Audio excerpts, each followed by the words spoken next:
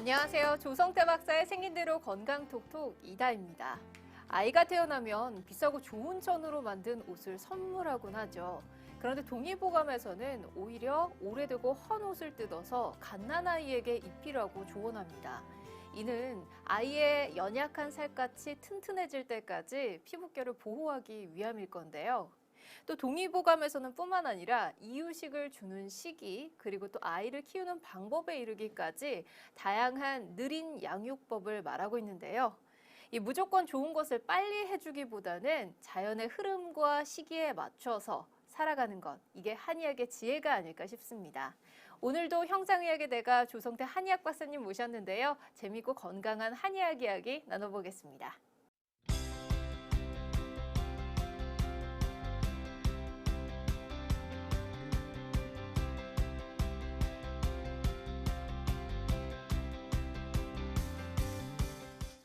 박사님 안녕하세요. 네, 안녕하세요. 오늘은 또 어떤 주제에 대해서 이야기 나눠볼까요? 네, 오늘은 혀에 대한 이야기입니다. 혀의 통증에 대한 얘기인데요.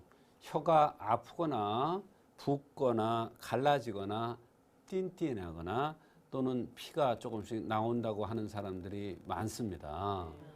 그런데 이 혀의 통증조차도 사실은 치료가 잘 안 돼서 이런저런 곳을 다니면서 치료를 해도 잘 안 돼서 고통받는 사람들이 많습니다.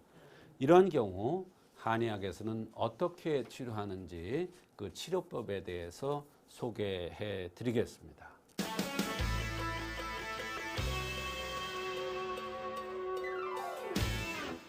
저도 가끔 피곤하다든지 하면은 혓바늘이 돋곤하는데 이렇게 네. 혀에 통증이 생기는 원인이 있을까요? 네, 혀의 통증이 생기는 가장 큰 원인은 심화라고 합니다. 심화라는 것은 일종의 화병입니다.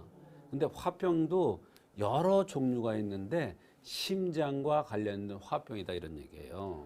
그래서 심장과 관련된 화병이라는 건 뭐냐면 코가 뾰족하고 입이 상순이 뾰족하고 이마가 톡 튀어나오고 발달되고 얼굴이 생글생글 웃는 것 같고 얼굴이 잘 붉어지는 사람이 심화에 의해서 오는 구설, 입안 허는 또 혀가 아픈 이러한 증상들이 있는데요.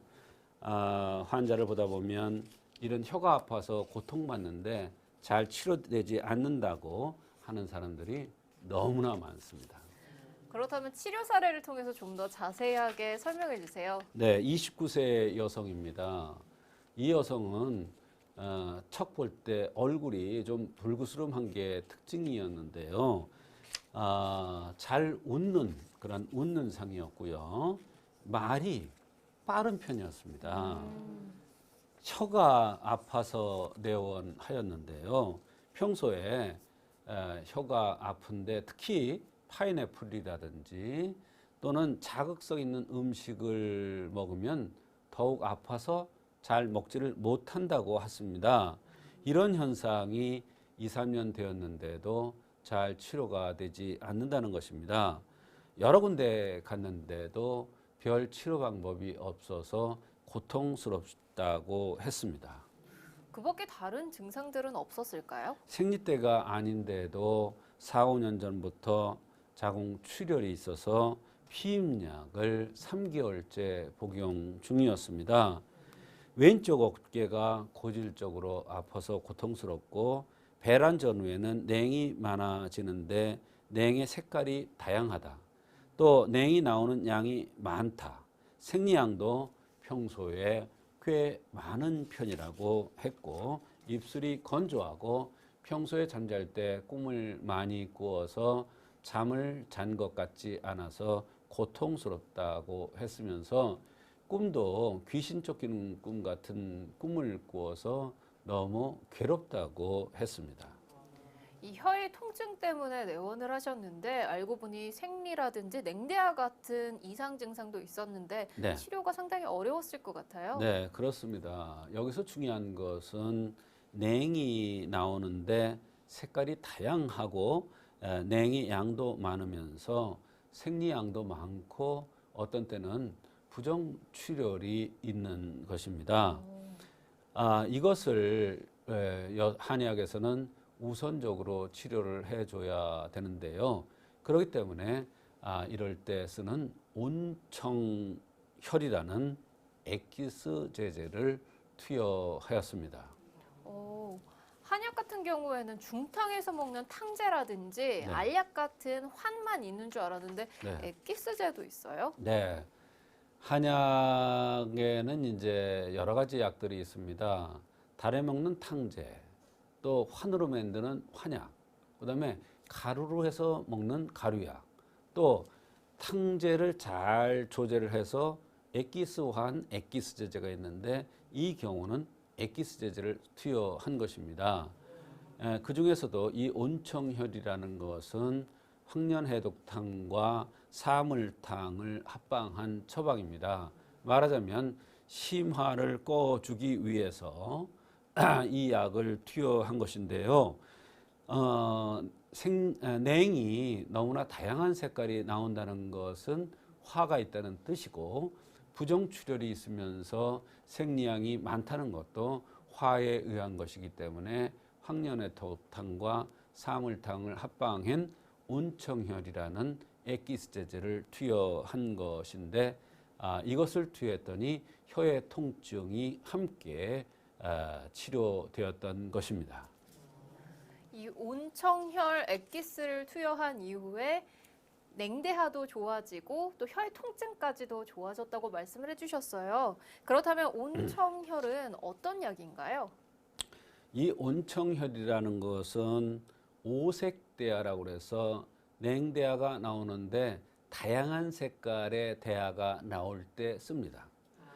또 부정출혈에도 같은 효과가 있는데요. 이것은 심화를 꺼주고 자궁을 보호해주는 그러한 약입니다. 그래서 심화를 꺼주는 치료를 해줬더니 바로 냉대야가 다양한 색깔의 냉대야와 그다음에 부정출혈과 그다음에 혀의 통증이 함께 치료되었던 아주 그러한 좋은 사례가 되겠습니다. 이 한 가지의 처방으로 오색대하, 부정출혈, 그리고 혀의 통증까지 나아졌다고 하니까요. 저는 그 원리가 참 궁금해져요. 그렇습니다. 이 여성의 경우에는 이제 얼굴색이 붉었습니다. 색깔이 붉고 또 하얀색도 있고 푸른색도 있고 노란색도 있고 검은색도 있는데 이 여성은 특징적으로 붉은색이었습니다. 말이 빠르고요. 잘 웃는 것. 이런 것들을 통해서 우리가 체질을 감별할 수가 있는 것입니다. 또 맥이 8880을 쳤는데 이것은 심담에 떨어진 것으로서 바로 심장과 연관된 심화를 의심해 볼 수 있는 그러한 맥입니다. 그래서 나타나는 증상, 그다음에 맥, 그다음에 생긴 모습을 보아서 이것은 심화에 의해서 온 모든 증상이구나 생각하고 바로 온청혈을 선택한 것인데, 부정출혈과 오색대야와 그다음에 혀의 통증까지 함께 해결되었던 것입니다.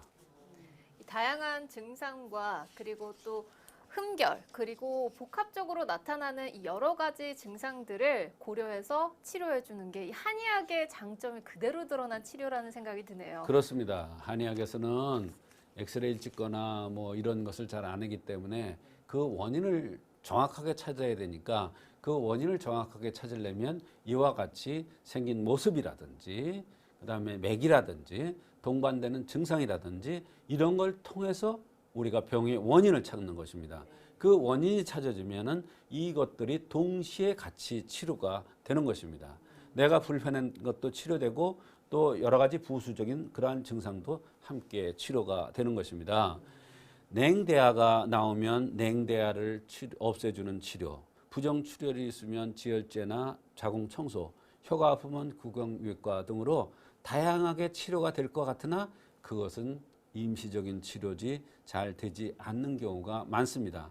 그러나 한의학에서는 그 흠을 보완하기 때문에 이렇게 다양한 것들이 한꺼번에 치료될 수가 있는 것이고, 또 이렇게 부분적으로 치료하니까 치료가 잘 안 됐어요. 그러니까 오랫동안 혀의 통증으로 고생을 했던 것입니다.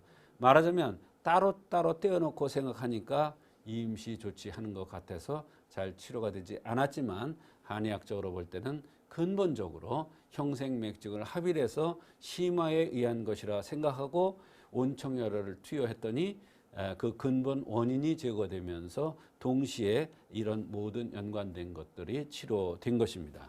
이 한약의 원리를 몰랐던 환자의 입장에서는 굉장히 신기했을 것 같아요. 그렇습니다. 신기했겠죠.